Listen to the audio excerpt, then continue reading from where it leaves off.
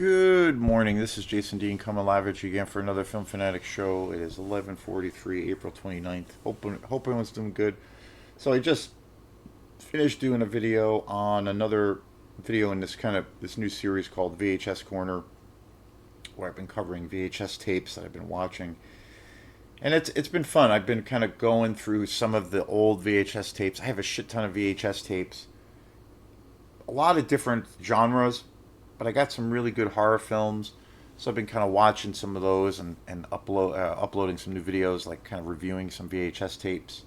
Some of these movies I've talked about on, well, back when I first started doing video stuff, way back when, before I got into doing this channel, the YouTube channel, the Film Fanatic YouTube channel, I was doing my first kind of, you know, excursion in doing video stuff was on Facebook. I still have my Facebook page, Film Fanatic. Facebook is really weird. I don't know, the algorithm thing is just, I don't get it, and there's like this, I don't know, it's just, well, Facebook sucks. And I use it. I do post some videos on there when it comes to this channel and movie stuff, obviously.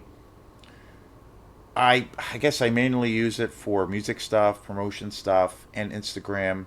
But it's weird. It's everything's weird. But that is particularly just a thing I don't really enjoy very much. I use it for just for that, and it's kind of a catch-22 because the only way I find out about things to do, like movies that I want to see, or bands that I want to see, or just whatever, I only find out about a lot of these things through social media. So it's kind of this, and you have to use it. You kind of have to, or you could say you're kind of forced to use it through with social media. Especially if you're in a band and you're trying to promote your work, or if you're an artist, whatever, anyone in the arts. So it's kind of a catch-22, and I do feel like it has its big benefits. Like, it's easy to kind of get the ball rolling as far as getting attention to a certain thing, or what have you. So anyway, I but along with all those things, like one of the things that I do a lot in my movie habits, like here at home, is I'm a big fan of, I rewatch movies a lot. Some people that I watch on YouTube, well, there's one guy in particular where he'll talk about, certain movies, he'll review movies, but then he'll talk about if the movie has like a rewatchable quality, where he feels like, will it be a movie that he will want to revisit, add to his collection, buy the movie on Blu-ray or 4K, and will he want to revisit it? A lot of the times he'll talk about that, and a lot of the times he'll say how much he likes a particular movie, but it doesn't have a rewatchable quality to it, which for me and my habits, it doesn't really compute. For me, I do watch a lot of the same movies over and over again. And maybe that's a form of my mental illness, but that's okay. I feel like movies are therapy for me, for what it's worth. But I do rewatch movies quite a bit. And I do think, movies that especially when it comes to rewatchability of certain movies, once I could pick, maybe any movie that I've talked about that I really love or that I really dig, and most of the time I couldn't really say or give an accurate number of times that I've actually seen the movie, because it's been so many. I think once it's kind of crossed the threshold of maybe 9 or 10 views of watching that movie, it becomes a blur. And for the most part, that's kind of what happens for me when I'm in love with a movie. And again, it can be a thing of where, it's always different. You can't really, for me, I can't always generalize around that factor, or those factors, because it's been the case of where I've watched movies, it could be one movie in particular where I've watched it, seen it a lot as a kid, and then I revisit it now, and I find now it's like, oof, it's kind of hard to get through for various reasons. It doesn't age well to me. And then many other times, which has been most of the case, most of the time, this is true, where I will rewatch a movie now after buying it on Blu-ray, and it's a movie I kind of might have grew up watching, and I enjoy it even more now, especially seeing it, in its pristine, remastered quality. And then some movies, again, I will see a movie. There's been examples of that, of a movie that I've seen a shit ton of times, and I've always kind of been like, I don't know, like I've never fully embraced it, but I've always liked it and to a degree loved it, but I never really fell in love with the movie. For I don't know, for whatever reasons, maybe just personal hang-ups or whatever. And I've done that many times. And it will just be a thing. And then for today's show, I'm going to be talking about that very situation. So it can be a thing of like a movie that I've seen a bunch of times. I'm really familiar with it. It might be part, or in this case, part of a franchise that I actually really love that has grown for me as a franchise. It's not just like, you know, a big franchise and there's only like two movies in the franchise that I generally really like. But this is kind of evolved for me where it's like overall it's a franchise I actually really love, minus a few movies that I definitely am not into. But it's definitely changed. And this is the case of a movie I've seen a bunch of times, and then I've always liked it. I've always thought it was really good, but I never thought it was as good as the first. I never thought it was kind of on step or on par with that movie, but it's changed. I watched this again the other night after, again, this is a movie I've seen countless times, and I definitely reviewed it, but something went off and something switched. It was like a light went off, and suddenly I found myself totally loving this movie. It's kind of a funny, weird process. So the movie I'm going to be talking about today, this is a movie I have reviewed before, but this was a totally different experience, and that is Halloween 2. This, of course, the sequel to John Carpenter's masterpiece, Halloween, 1978. This was not directed by John Carpenter. It was directed by Rick Rosenthal. It came out in 1981, so a few years after Halloween. Again, Halloween, one of the most iconic slasher films of all time. One of the greatest movies ever. One of my top movies of all time. One of my top slasher movies of all time. Massive John Carpenter fan. And, one of the most influential movies of all time. And I've always really liked Halloween 2. I mean, I always liked that it is a movie that literally takes place in the time frame of the first movie. It literally starts exactly in real time, story-wise. Like, it's an exact continuation of the story, but into the second movie. I've always liked that about this movie. Like, you can watch both together, and it's literally, connected in every way. And I love that it's all in real time, and it's like the same hour, or the same hours, the same place. So there's that kind of thing that's cool, which you don't really, when it comes to franchises or sequels, you kind of don't see that all that much. A lot of the times movies will be, that will take place in years in the future, or years in the past, or something, or it will be some kind of thing of where that particular movie in the franchise will try to do its own thing, and it will like not reference any of the previous movies. But Halloween 2 does that exactly. Like, it's literally in the same time frame. And I've always liked it.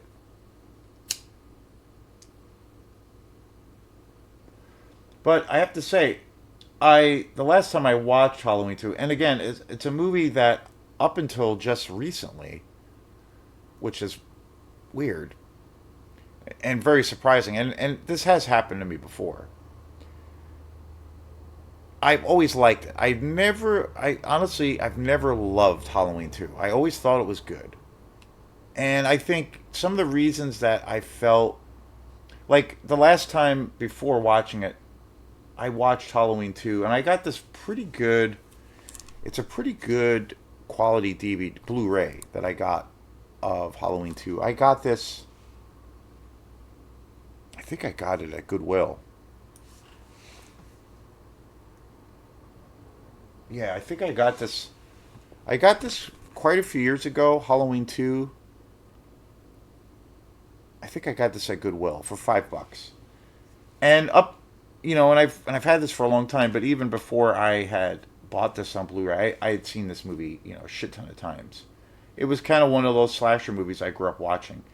But I just never thought it was as good as the first one. I always thought the thing that was different for me was, kind of the tone of the film seemed different. It didn't seem as scary.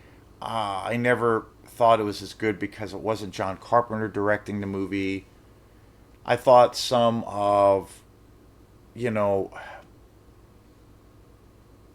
some of the story, or particularly areas of the film of where Laurie Strode, Jamie Lee Curtis's character, where she is on the verge of actually getting help, and kind of the things of where her character moves into, where the main body of this film takes place in a hospital.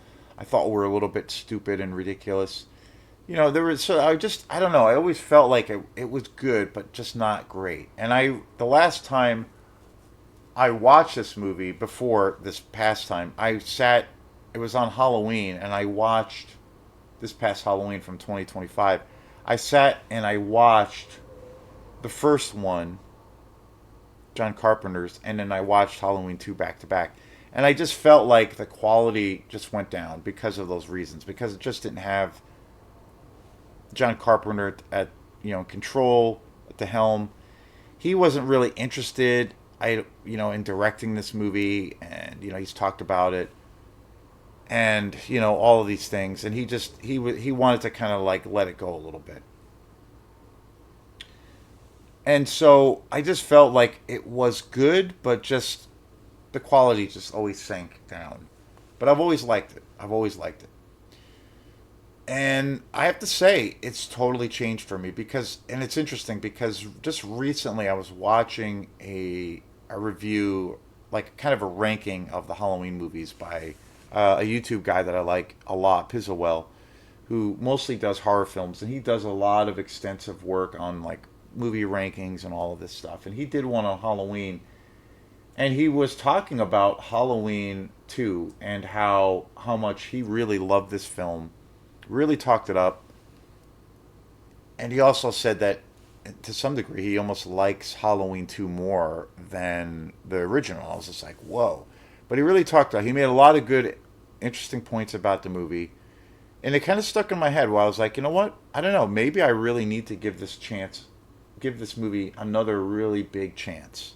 And maybe it will be a different thing. Or maybe it will go from a thing of where a movie that I've just always liked and I've always really appreciated, but I've just never thought it was there for me.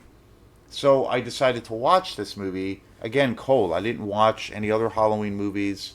I didn't watch the first one again. I just kind of watched it as it was, as a standalone movie. It was also a very different thing for me because I never watch any of the Halloween movies outside of Halloween season, which is kind of funny. There have been exceptions to that, but generally I don't. Halloween Ends, and there's been a couple other films I've seen that have been uh, where I've watched these movies outside of the Halloween season. But generally, it's my jam to watch these movies on Halloween or in October. So one night I just was like, I'm craving to watch this movie, Halloween 2, and I threw it in and I watched it, just watching it as it was. And I found myself completely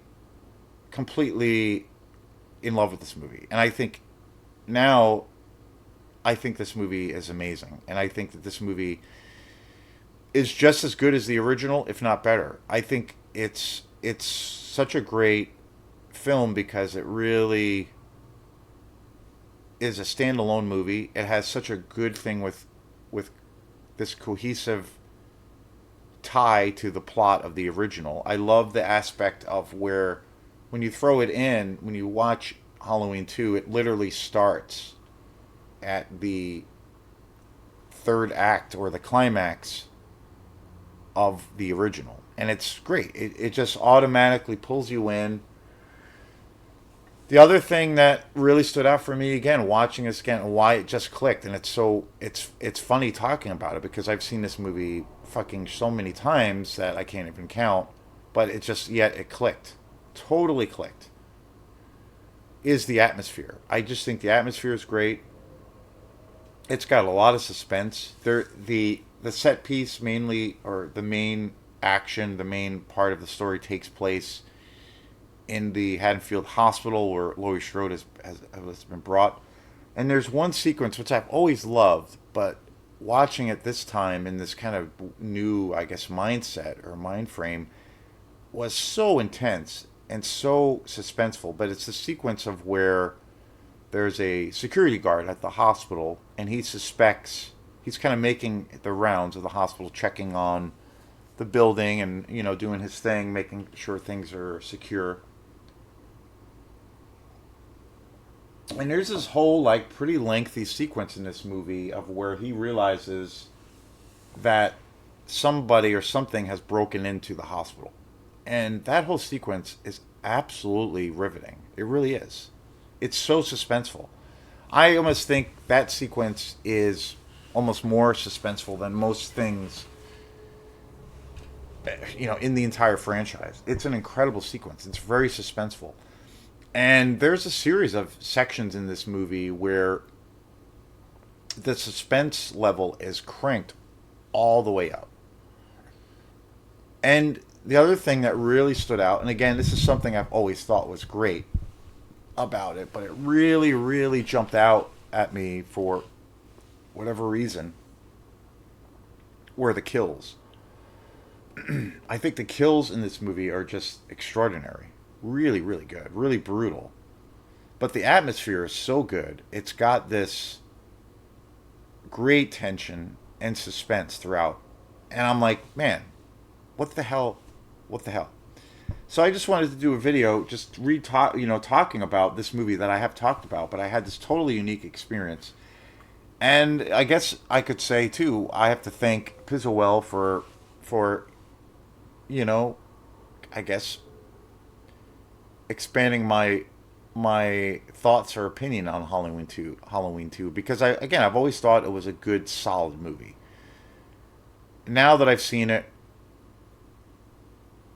for the umpteenth time and I just literally watched it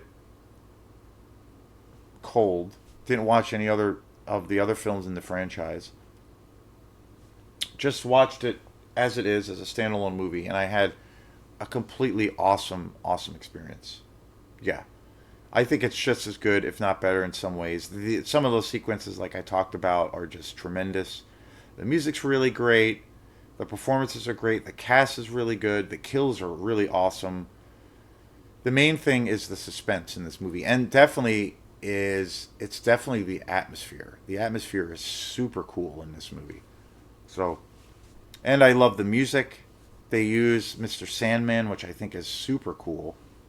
But yeah, I wanted to do a quick video on just kind of this new experience that I had around Halloween 2, and now I feel like it's kind of a masterpiece.